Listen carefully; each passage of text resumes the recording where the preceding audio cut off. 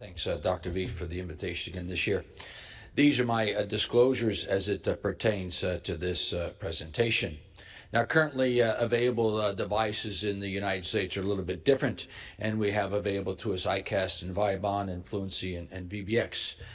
Fortunately, Eric's going to come up after me and talk about Bentley B-Graft experience, which is going to be coming to the United States in the ZFin Plus trial shortly.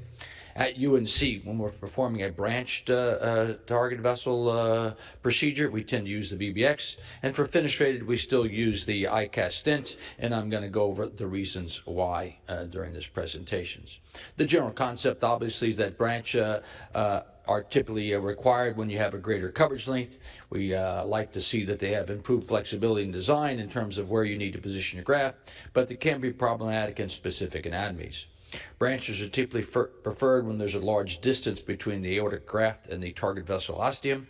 And fenestrations are typically considered because they may provide better renal outcomes, which I'm going to show you some data on. They're better suited for cranial-oriented vessels and typically used in narrow aortic lumens. Now, in the U.S. ARC data set that Andy talked about at the beginning of this presentation, we have a fair number of cases, and this is just a subset of what was recently published, but this is divided in about 1/3 complex, 1/3 extent 4, and about 1/3 type 1 through 3 thoracos. And you see here the distribution of branches versus fenestrations and scallops in the data set during this early analysis. Now, if you look at the difference between fenestrations and branches for all target vessels, so renal and mesenterics included, it's about 6,000 target vessels. You see there's a slight advantage for patency for fenestrations, both primary and secondarily, and the slight advantage for instability for fenestrations. Now, you have to keep in mind that when you then further divide this out for the renals, you see what's driving that data is probably the renal data, because here you see the primary renal data for branches is lower than fenestrations, okay? And this is also part our bias. Most of the individuals in the ARC preferably use fenestrations for renals if we can get them close. And so there's a selection bias to begin with, and you have to keep that in mind when we do this data set analysis, that we start with not a randomization between fenestrations and branches.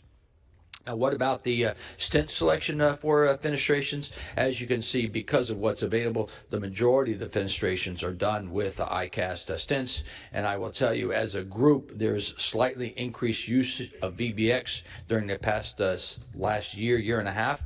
For one reason is availability of iCast has been a little bit more difficult for us to come by, and so we have been using it, but there are some limitations to using VBX in terms of the profile, which hopefully is going to be solved, because I believe that in the near future we'll most likely have a lower profile VBX delivered to us. So what about branched outcomes? This is a look at Fluency and Viabon, which is typically what was used early on, and now most of the users in the ARC have moved to VBX or iCast, and here you see the breakdown of the renals versus the SMA and celiac artery. And in the ARC directional branch analysis, you see that there is a slight increase in self-expanding stents compared to overall balloon expandable stents in terms of occlusions. But if you look at disconnections in type 2 endoleaks, you see that that is a balloon expandable stent problem for us in 2300. Now, what about the specific stents? Well, here you see the difference between Viabon and Fluency, and you see a slight increase in renal artery occlusions in those self-expanding stents. And I think most of us who have ever used a Fluency know it's a larger profile delivery system and a much stiffer stent compared to the Viabon. Here is the outcome for iCast. If you look at iCast, its disadvantage is really endoleaks in type 1 through C, as you see here. So overall, directional branches, you see that VBX performs slightly better than some of the other stents in terms of primary patency and instability. However, I will warn you, the data set is very young for VBX because it hasn't been used for as long, and it may be as time goes on, we don't see this difference, and so we'll have to redo this analysis with time to determine if there's more of a difference as the experience gets larger. So the shortcomings, they're present for all bridging stents, including VBX. Self-expanding stents are more accurate deployment, but sacrifice delivery profile and increased risk of stenosis or occlusion if the stent is a very stiff design. Balloon expandable stent grafts support shortening and lower profile, and for the most part, VBX in the current versions track very well, but there is an increased risk of endoleaks. And each stent has its inherent properties and deployment nuances, which requires experience and particular techniques. VBX currently does have some specific deployment steps that we use to make sure that you get an appropriate apposition and positioning of the stent, and it's important to note that when you're doing